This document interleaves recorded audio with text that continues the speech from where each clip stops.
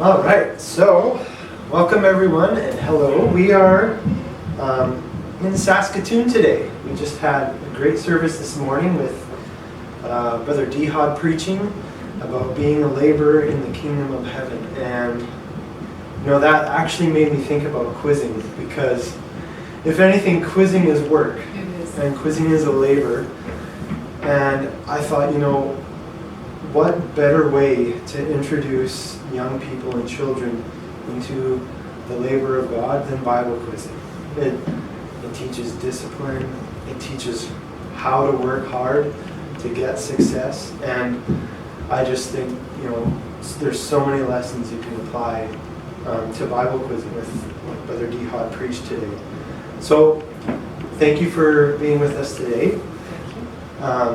Sister Darla is the head coach and coordinator for the Saskatoon Church. We quiz with them pretty much every year. They are dear friends and strong rivals as well. And we've seen their quiz ministry grow through the years.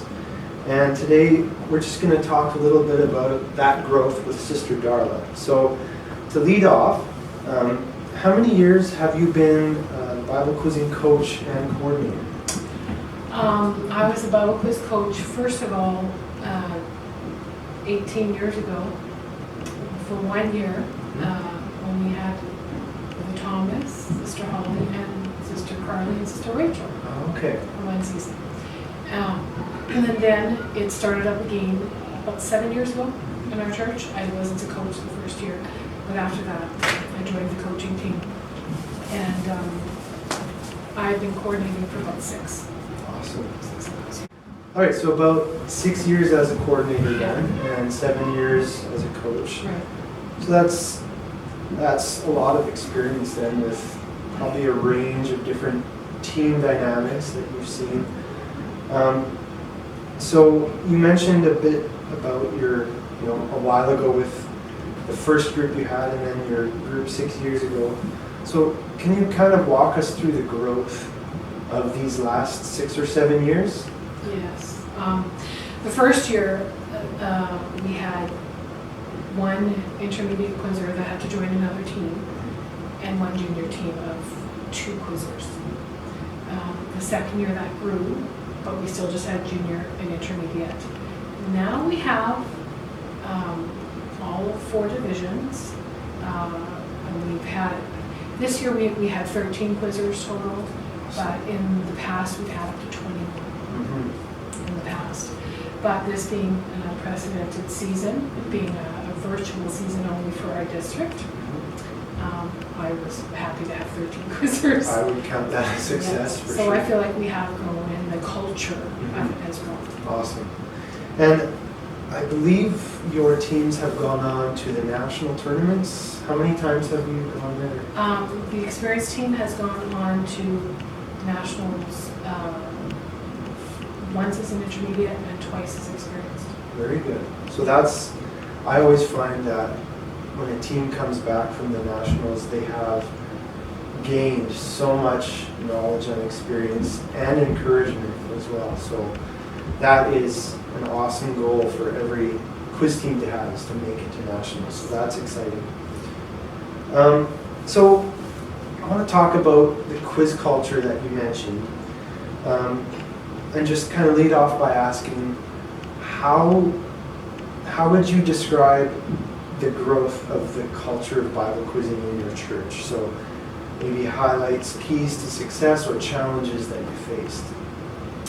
I think one of the biggest reasons, first of all, of any church that can grow is having a very supportive pastor of ministry. And I think that was one of the keys from the beginning, him getting behind the vision. I don't know if it can be successful without that. So every year since we started, the support from the ministry has grown. You know, so much so that we've incorporated, you know, more into our, like this last year we had an actual whole service of just Bible quizzing, and a service of awards. One whole Sunday night service was taken. So I think that's a key thing. But the other thing, growing it, I think that has been key is kind of what you have said when our some of our quizzers started going outside the district to bigger tournaments, more tournaments, coming back, that excitement started spreading.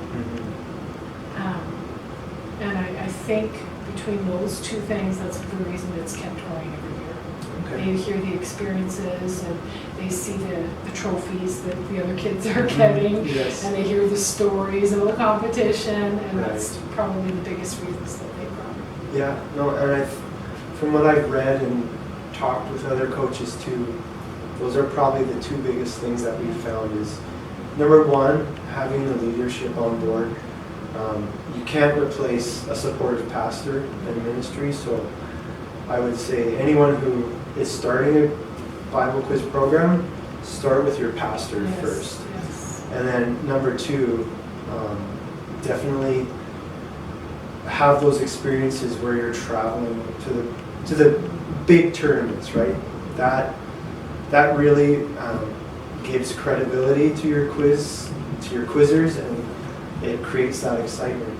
And I think number three, kind of, I would add, that ties those together, and you alluded to it, is having it talked about, right? So you mentioned there's the service where you had the awards and the Yes. service for the quizzers, and I think that's so important. Like if a church has Bible quizzing and it's just kind of remains in the shadows, for lack of a better term, then the growth it's not allowed to get that exposure that it needs to get families excited. Because ultimately, especially with younger quizzers, what I've found is it's almost like you have to win the family, the parents first, and once they realize the benefit that quizzing has, then they'll put their support behind their quizzers, and then you'll see the real success, the long-term success start. So that's very good that you highlighted those points. So we're almost done, and I just wanted to ask a couple questions at the end here. So we've got goals next year for our quizzers in Calgary, and we want to make it through the whole year. So thinking about your past successes and the years that you've made it to nationals, thinking about the parents, right? What would be one piece of advice that you would give to parents of quizzers that are planning to finish the season? Well, I have two. If that's Okay. Oh, by all means, yeah. The first one, I'm hoping is okay to say, but I feel is very important because we live in a culture where academics is important. But I have always taken the firm belief that we need to study before homework. Yeah. So I encourage parents to, and my goal even for next year is to, when kids come home with homework, starting with their verses first. Mm-hmm. And the reason there's twofold reason for that. We will always, God will always bless when we put His word first. If we do it in reverse and the kids do their school first, inevitably the cards or the study of the Bible or the quizzing gets left behind. That if we don't change it and do the actual Bible verses and quizzing studying first, that's what happens. But God has a way of helping you finish your homework, get through your homework. Plus, I think the stigma of not finishing homework for school is greater than not getting your studying done for quizzing. But it's the reward that God has for you when you put His word first. So that's the number one thing that I think the reverse order is quite often the case. Yeah. The schoolwork comes before quizzing, and I think it should be reversed because it's God's word. Well, like the Bible says, seek first the kingdom. Yes. So that's awesome. I think that's the number one. And academics won't be achieved. It's not that you're putting them or not caring about them. Yeah. God will help you through them because He's going to honor the sacrifice made.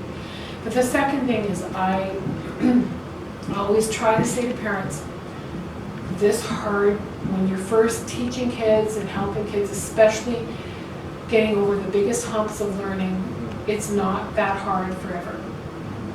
It's not that hard forever. If you can push through the first year or two of getting them to the end of the season, it becomes different in their way of thinking. So the first year or years is hard. You can start them younger, it's even better. It's harder when you start them older, but it still can be done where if you can push through with them, meaning whatever work it takes, that whole culture and that whole way of thinking and way of life is developed. And then you don't have to push them every year the same way. Yeah. You really don't. That's so true. That's really good advice. And then the last question I have for you, if you could give one piece of advice or wisdom to a coach, what would you say? Well, to a coach or like to the whole Cuisine. Either or, Yeah. really. I think I'd kind of like to tell a story, and this kind of ties in with the parents as well. Seth, my son, started Cuisine when he was 11, and he started as an intermediate when he should have been a junior. He finished 300 verses that first year. He didn't finish his material, but he finished more than a junior would have finished. That, the biggest thing that we have to get into our minds, this is to parents, to coaches, to teams, is that quitting isn't an option. It's like teaching the culture that you finish what you start. Because within 2 months of starting that first year, he was done. He wasn't doing it anymore. And I said, we're finishing this year because we don't stop what we've started. And it was a tough year and a tough hurdle. I had told him, if you finish this year, I will make you do it next year. That we're not going to stop something in the middle, because the idea of quitting is something you start, is not, I think that you have to develop a mentality that it's not the way to go. So by the time we're done that year, he was hook, line, and sinker.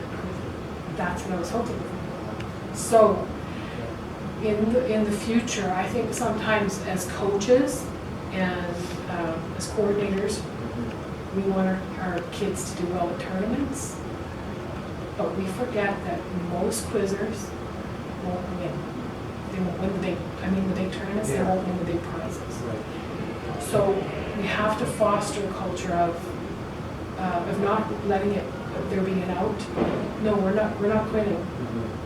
And I think it's harder, like the parents have to be on board for that, but I think it's easy for the coaches, because in years past, it's like, oh, we're just done. We're just done. It's been a hard year, we're just done. That's not why we start. We start to finish. The other thing is, second to that is completing the material. And I've always said to our quizzers, if you finish the year and you finish your material, you've won. Doesn't matter if you win one prize, because that's the goal of quizzing. So fostering a culture of completing your material and completing the season. Those are the two number one goals, and I feel like the most important thing going forward. Yeah, well, those are really great pieces of advice. And, we've been coaching in Calgary almost 10 years now, and it feels like every year there's new lessons, especially this past year had a whole bunch of lessons, but I really appreciate you taking the time to do this, and I hope it's blessed other coaches and quizzers, and we're just excited for seeing this grow in both of our churches and across the Canadian Plains. We're just trying to spread the word and get as many kids involved as we can. So thank you again for doing this. You're welcome. And no problem at all. God bless Saskatoon.